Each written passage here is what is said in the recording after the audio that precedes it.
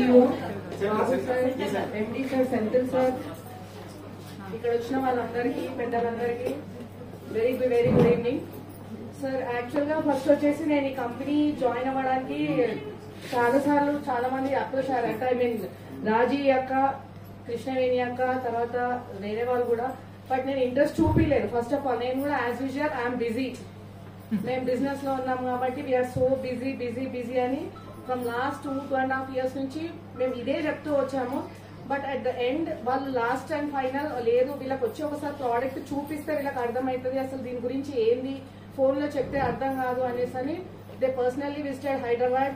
ఇక్కడ మా ఇంటికి వచ్చారు. మాకు ఈ ప్రోడక్ట్ గురించి especially ladies what are the problems they are facing, main health is wealth అనే కాన్సెప్ట్ నేను చాలా నమ్ముతాను లేడీస్ కి.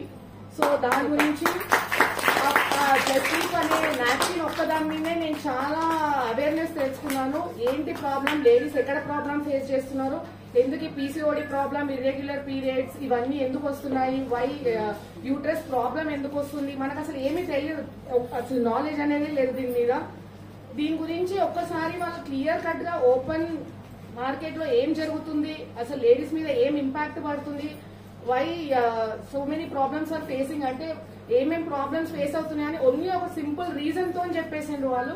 అది only because of the sanitary napkins. So దాని మీద ఈ కంపెనీ ఏదైతే ఆర్గానిక్ ప్యాడ్స్ తీసుకొచ్చారో అది రైట్ గా చూపించారు నాకు ఎగ్జాంపుల్. దానికి దీనికి ఎగ్జాంపుల్ ఇచ్చారు. చూపించిన తర్వాత అర్థమైంది ఎంత మనం డేంజర్ పొజిషన్ లో లేడీస్ ఉన్నారు. సో వై నాట్ మనం అవేర్నెస్ ఎందుకు తీసుకురావద్దు, ఎందుకు ముందుకి ఫార్వర్డ్ స్టెప్ వేయొద్దు, బికాస్ మేము ఆల్రెడీ బిజినెస్ లో ఉన్నాము, we're earning so much. In spite of that వాళ్ళు నాకు ఈ బిజినెస్ దీని గురించి చెప్పిన తర్వాత దీంట్లో ఇన్కమ్ సోర్సెస్ నేను పక్కన పెడితే హెల్త్ గురించి ఫస్ట్ కాన్సన్ట్రేషన్ చేశాను.